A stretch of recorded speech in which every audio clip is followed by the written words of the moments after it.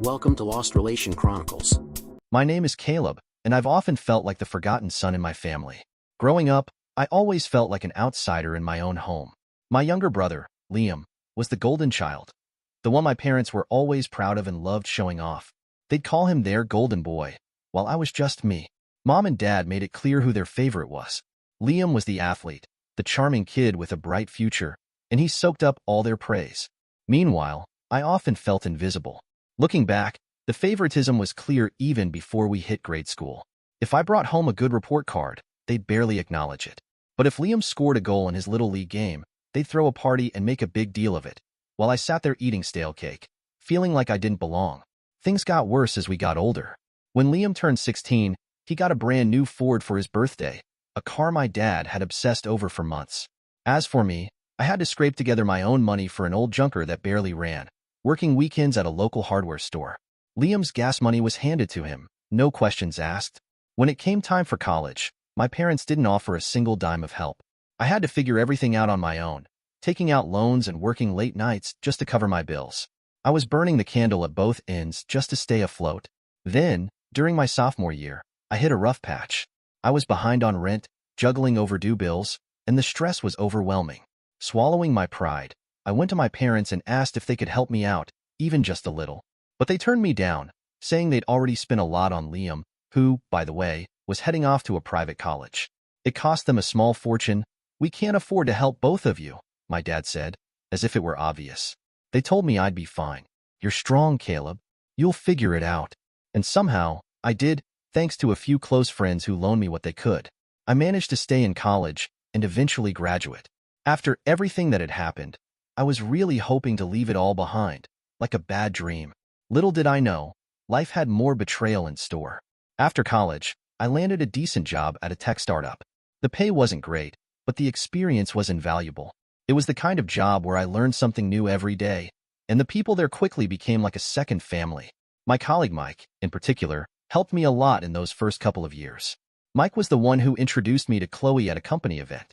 She was unlike anyone I'd ever met, and we clicked instantly. Within a year, we were married.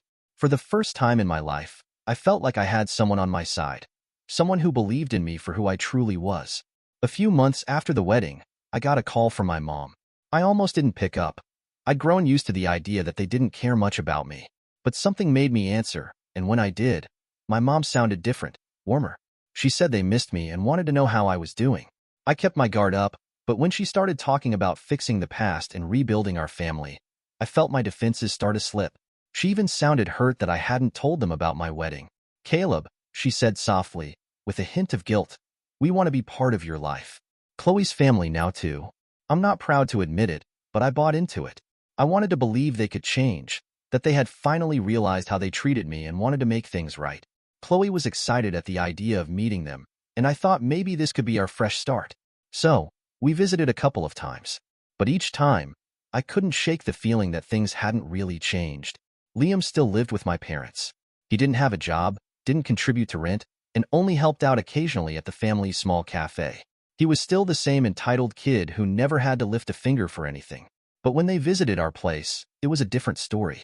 Chloe and I were living in a modest apartment, saving every penny we could for the future. We didn't have anything fancy, just a used couch, a tiny TV, and a kitchen so small that only one person could fit at a time. I was working hard to save up for a down payment on a car, hoping Chloe and I could have something decent for our weekend drives. I was also saving for a new laptop since mine was on its last legs. Then, Chloe got pregnant. When she told me, it felt like my entire world lit up. I couldn't believe it, me, about to be a dad. I was ready to do whatever it took to give our kid the best life I could manage. But even in my joy, something about Chloe started to bother me. She became unusually close to my family, more so than I'd expected. I'd come home after long hours at work, and she'd mention spending the day at my parents' house or running errands with Liam. It seemed like every time I turned around, she was texting them or making plans to visit, often without even telling me beforehand. At first, I thought it was nice that she was making an effort with my family, but soon, it just felt strange. As Chloe's pregnancy neared its end, I could barely focus. Every time I walked through the door, there was something else to trigger that unsettling feeling in my gut. I tried to brush it off, telling myself that maybe she was just excited to be part of a family, but deep down, I knew I was fooling myself.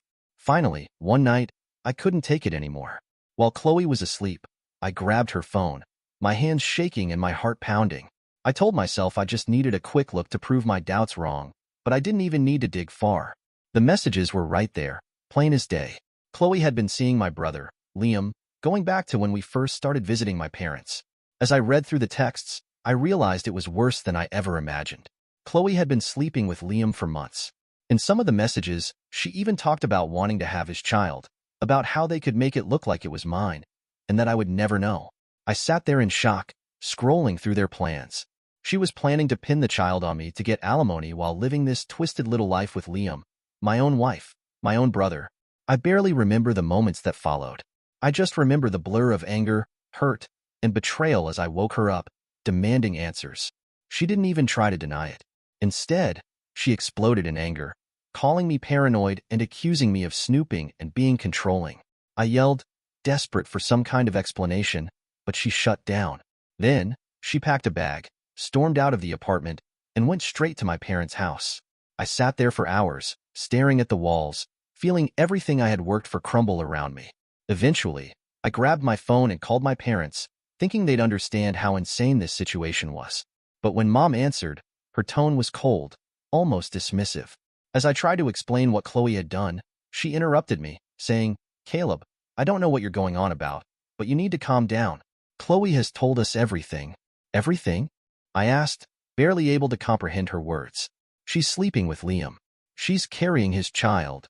"Stop it, Caleb," she said sharply, as if I were a child. "You're always making drama. Chloe is here with us, and she's absolutely devastated. You drove her away with your possessiveness, and Liam has been nothing but supportive of her during this difficult time." "Supportive?" I choked out, confused. "Mom, Liam was having an affair with my wife." "Liam wouldn't do that to you," she snapped. "And if you hadn't been so unstable, maybe Chloe wouldn't have felt the need to look for comfort elsewhere. But you always had to be the victim, didn't you?" I hung up, feeling utterly shattered and alone. They had chosen Liam again, just like they always had, and this time, they had all turned against me. It broke something inside me that I didn't think could ever be fixed. I barely slept, barely ate, feeling hollow, like all I wanted was to disappear. I filed for divorce, but the thought of going through with it felt like trudging through quicksand. Every time I saw Chloe at court, she looked back at me with that sickly sweet, practiced innocence that had convinced my family she was the victim. In court, she swore the child was mine, and my family showed up to support her story, painting me as unstable, aggressive, and paranoid. They said I was the one who had pushed Chloe to the breaking point. Even my father, who I hadn't spoken to in years, stood there, shaking his head in disappointment, claiming I had always been difficult and resentful towards the family. I tried to fight, but when it came down to it, I didn't have the strength. Chloe won the car and kept some of our belongings that she wanted. I let her have them, desperate to end it all and escape this nightmare that had consumed my life. I barely had enough energy left to keep working, let alone stand up for myself. The only thing I demanded was a DNA test for the baby. I needed the truth, even if it was the only bit of closure I would ever get. Before you hear what happens next, please subscribe to the channel. The moment I insisted on the DNA test, my father, Rick, called me. He tried to talk me out of it, his voice carrying an odd, nervous laugh, as if he couldn't quite believe what I was asking. "Caleb, do you really want to put yourself through that kind of drama?" He chuckled, almost as if he thought it was ridiculous. "You don't need a test. Just look at Chloe. She's an honest and intelligent woman. That baby's yours." I kept telling him I needed proof, but he danced around it with strange excuses. "It's a waste of money," he insisted. "It's a hassle." Then he tried to guilt-trip me. "Think of how embarrassed Chloe will be. You don't want to be the guy who's calling his own wife a liar, do you?" He even threw in some half-baked story about how DNA tests weren't all that accurate and how people had been raising kids without them for centuries. It was like he'd try anything to stop me from moving forward, but I stayed firm. After everything that had happened, I needed answers. So, after the baby was born, I went ahead with the test. A few weeks later, the results came in. I wasn't the father. The relief I felt was indescribable. I didn't have to pay child support. I didn't have to pretend the baby was mine. For the first time in a long while, I could finally breathe. Funny thing was, there was a small line of extra information in the DNA results. At the time, I didn't think much of it. My mind was still reeling from the shock and relief of not being tied to Chloe's mess. But that extra bit of information would come back to surprise me. Just not yet. I'll get into that important detail later. With Chloe and the family drama behind me, I threw myself into work. My anger, disappointment, and frustration from years of being treated like an outsider all fueled my focus on the projects I was working on. Then, COVID hit, and everything changed. People everywhere were losing jobs and stability, and the world went remote. But my friend Mike and I saw an opportunity. We decided to take a risk and launch an online business idea we'd only been toying with before. We poured ourselves into it, working from dawn till dark, pulling late nights, and giving our all to every detail. And by some stroke of luck, it took off. While other businesses were crashing during the pandemic, our little project was somehow thriving. The online business started bringing in real money, more than I ever imagined. Suddenly, everything I'd been through, all the pain, seemed worth it for the freedom and success I was now experiencing. Around the time my business with Mike was thriving, my family's little cafe was rapidly sinking. They hadn't adapted at all to the pandemic. No delivery, no takeout options, nothing to help keep them afloat. When things got tough, Liam, the so-called golden boy, was still living at home, draining my parents while going out with his friends whenever he felt like it. He didn't lift a finger to help with the business. He could have pitched in, figured out a delivery system, or done something, anything. But that wasn't Liam's style. The cafe, which they had relied on for years, eventually shut its doors for good, leaving them buried in debt with no way out. They tried everything to stay afloat, applying for social assistance and jumping through all the hoops for government support. But nothing was enough. Meanwhile, Chloe somehow found out how well my online business was doing. What started as just Mike and me had grown to a team of 20, and our revenue was growing fast. Word must have gotten around because soon my phone was buzzing nonstop with calls from my family. First, it was my parents. My mom, who hadn't spoken to me in months, left a long voicemail about how families should stick together during tough times and how, Caleb, you're in a position to help your family, the ones who raised you and gave you everything. Everything, I thought, almost laughing. Caleb, you have a responsibility here, she said, as if it were my moral duty to bail them out.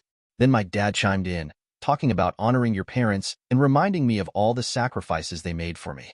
I could practically hear him looking down his nose at me, like I owed them my success. Caleb, you're doing well now, son, he said, as if it were some great fatherly advice. Your mother and I, we're not getting any younger. It's only right for a son to look after his family. Next up was Chloe, who hadn't spoken to me since the divorce. She was all sweetness and charm, like we'd never gone through that ugly court battle. She started talking about family values and said, I know we've had our issues, Caleb, but you know, our history is our history. We need to move past it. Your family needs you now more than ever. Then, to my surprise, she had the nerve to say I was setting a bad example for the child, who, by the way, wasn't even mine. And of course, Liam himself decided to call. He sounded as casual as ever, like we were old friends catching up. Hey, bro, long time? Huh? Listen, things have been rough around here. You know how it is. Any chance you could, throw some help our way? He rambled on about how we were family and how I could help him get back on his feet, as if he'd fallen from some high pedestal. Come on, man. It'd just be a loan, you know? I'd pay you back someday. At one point, I was this close to blocking all their numbers just to stop the endless guilt trips and pleased to fulfill my so-called family duty. Here they were, crawling back after everything they'd put me through, trying to milk me for whatever they could. It was almost laughable, after the lies, the betrayals, and years of being shoved aside. They thought I'd just roll over and start handing them money. To this day, I don't know how I kept it together, how I didn't break down or turn to drinking or anything else to numb the pain. Instead, I just kept doing what I'd been doing, working hard, ignoring their calls, and building my life on my own terms. But there were days when the weight of it all almost crushed me, when I wondered how I hadn't just snapped. I want to make it clear that they weren't interested in regular jobs. They were hoping to fix their situation at my expense. They didn't get a single cent from me, not even a hint of a yes, but that didn't stop them. They just switched tactics. Since they couldn't squeeze any money out of me directly, they started spreading rumors to anyone who would listen. Friends, distant relatives, even neighbors I barely knew. The one that made me laugh the most was my dad telling people that he had sacrificed his own comfort to buy me a brand new Ford to show his love, and that Liam, of all people, had to make do with it after me. Anyone who knew the truth would have found that laughable. Remember the beginning of this story? My dad actually bought Liam a brand new Ford while I was scrimping and saving for a used car. But Dad had no shame. He said whatever he thought would make him look generous and me look ungrateful. They even made up some version of my college years, claiming my parents had poured their hearts and souls into helping me succeed. Apparently, they had worked day and night to help me graduate and support me financially, which couldn't have been farther from the truth. When I heard this from people who thought I should be grateful for everything they'd supposedly done for me, I had to fight back laughter. It finally hit me. There was no chance of parting on good terms. They would lie and twist the story however they could to make me feel guilty. So I decided to teach them a little lesson. It was time for a new plan. Something small but sharp. Something that would give them a taste of their own medicine. One night, while going through some old papers, I came across the DNA test results from the court. I'd kept it tucked away, always wary of what my family might pull. As I looked at it again, something clicked. The report didn't just show that the child wasn't mine. It showed a 0% kinship with the baby, meaning there was no genetic connection whatsoever. And that's when it hit me. If Liam and I were truly brothers, there should have been some percentage of a match. That could only mean one thing. I wasn't biologically related to Liam. The pieces started to fit together. Maybe I was adopted. It would explain everything. The way my parents favored Liam and completely disregarded me. Maybe they had adopted me when they couldn't have children, and once they finally had their own, I became an afterthought. The more I thought about it, the clearer it became. And with that realization, I came up with a plan. It was time for a family dinner and a brutally honest conversation. I'd help them all right, but not in the way they expected. I called my parents and suggested a family reconciliation dinner. I told them we could sit down, enjoy some good food, talk things over, and move past our issues. I hinted that I might even help them out financially. The response was exactly what I expected. They were thrilled, practically tripping over each other to agree. They didn't have a clue what was waiting for them at the restaurant. I ordered everything, the best appetizers, main courses, and desserts they offered. I picked an upscale place with high prices for everything, knowing my family would lap it up and think it was just the first taste of what was to come. When we sat down, I looked around the table. There they were, Mom, Dad, Chloe, and Liam, playing their roles perfectly. They were suddenly so polite, acting as if the past never happened, as if they hadn't spent years tearing me down. It was like watching actors in a bad play, laying it on thick with all smiles and fake warmth. Finally, I decided to get straight to the point. I leaned in, looked them all in the eye, and asked, "Am I adopted or not?" The table went dead silent for a few seconds. Nobody moved. Then, Mom's eyes began to well up with crocodile tears, like she had rehearsed the look for this very moment. Dad cleared his throat and, after a beat, finally spoke up. He admitted, yes, I was adopted. They'd had trouble having children, so they decided to adopt me. Then, a few years later, their miracle child, Liam, came along. Dad claimed they never told me because they didn't want me to feel different or slighted. The irony of it all was almost too much to bear. After all the ways they treated me, they thought not telling me would somehow make up for everything else. Then they launched into a whole speech about how much they loved me. Even Liam joined in, saying he grew up wearing my old clothes and toys and was jealous of me. The hypocrisy was laughable. They twisted every detail to make it sound like I had been cherished and respected my whole life. Then came the kicker. My parents said they were proud of me and that the misunderstandings we'd had over the years were actually deliberate, all to strengthen my character. They claimed it was all for my own good, that they had shaped me into who I was today. I felt sick just listening to it, but I kept my cool, letting them finish their entire speech. I nodded, even smiled as they spoke, waiting for the right moment. When they were finally done, I reached into my jacket and pulled out a small, beautiful box. I slid it across the table toward them, watching their eyes light up, thinking this was their payday. Inside the box was a brand new bank card. I explained that I had deposited a decent amount into the account and would be making monthly deposits to help them out. They exchanged looks, beaming, nodding in approval, already imagining their imaginary fortune. The only problem was, the card had no credit limit. I'd only deposited $5 into the account, $1 for each of them. Mom, Dad, Liam, Chloe, and the kid who wasn't even mine. I watched their faces closely, feeling a calm sense of satisfaction as they smiled proudly, completely unaware of the joke they had just fallen for. After handing over the card, they raised their glasses to toast to new beginnings and family unity. Clinking glasses, all smiles, no idea what was really going on.